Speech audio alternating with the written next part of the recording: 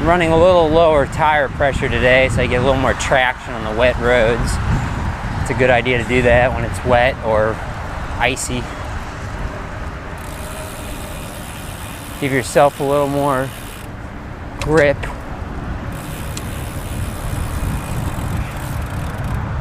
Just like that.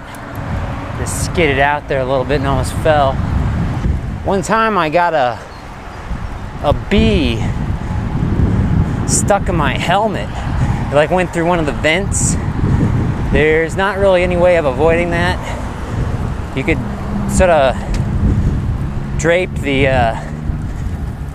inside or your outside of your helmet with like a insect screen mesh or something of some sort, I imagine. But little things can still find their way in there, especially when you're traveling, 20 miles an hour and the bee's traveling. I don't know how fast bees fly.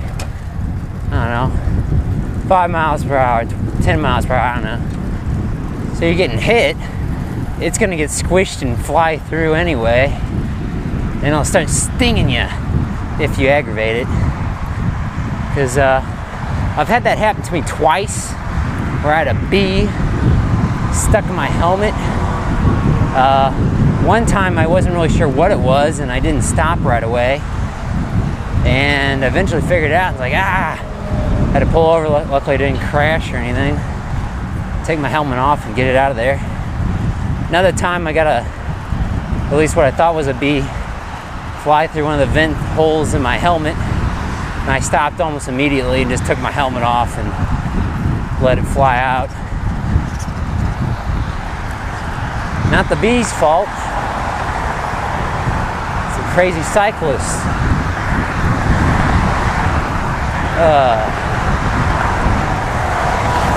So we're probably going to be encountering that again this year. Some more. Both times it happened to me, I was going through like the prairie / meadowy area of the park.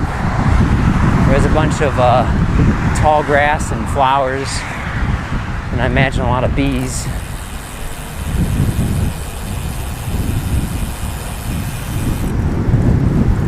Clipless pedals are nice because they give you some stability, sort of teach you to have good cycling form. I haven't given them up yet. I just really like the retention system, just feeling locked onto the bike. I didn't used to. When you first start out and you first try it out, it does feel strange. Like, why in the world would you want to do that to yourself? But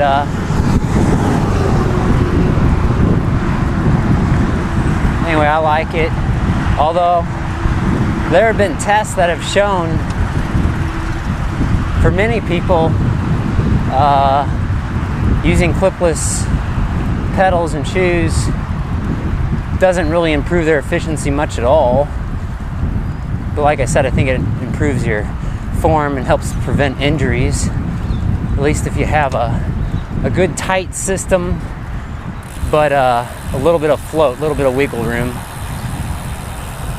for your own individual preferences.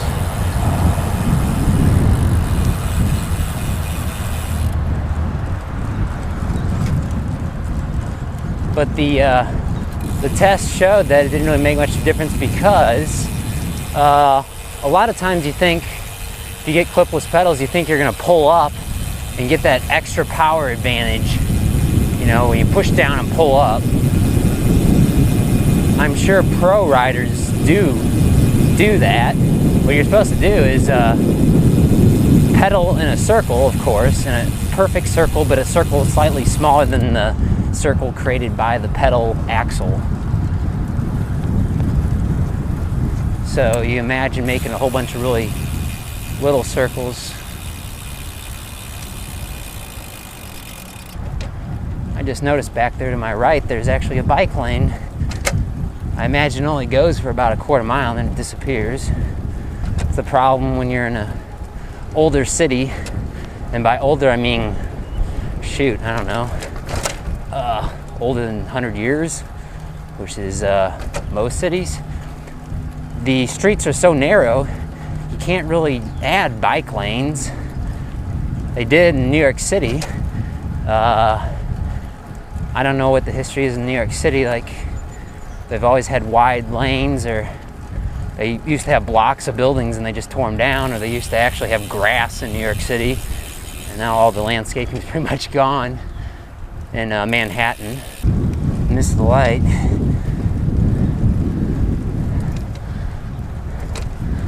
Oh well.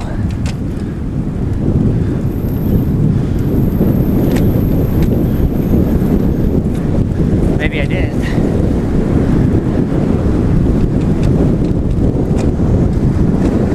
Woo. Made it. Cool.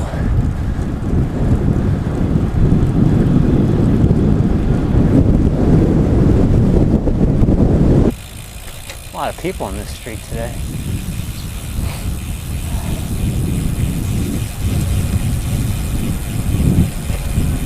Get ready for a climb.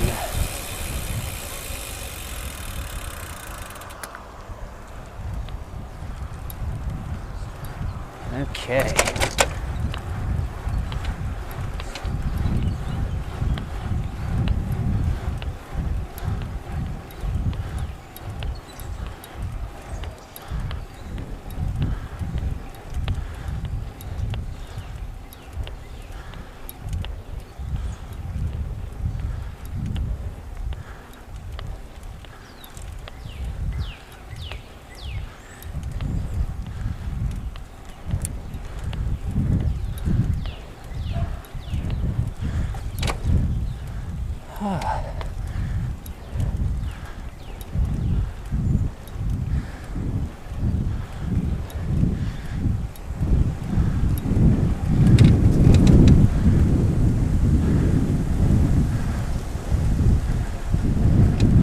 Feels like April. Feels like spring. Oh, heavenly.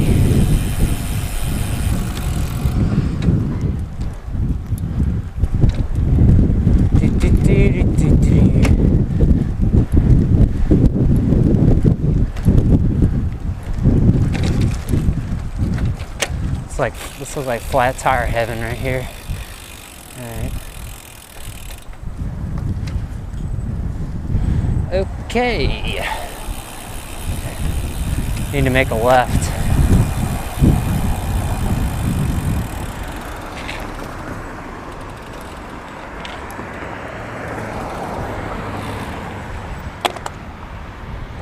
There we go.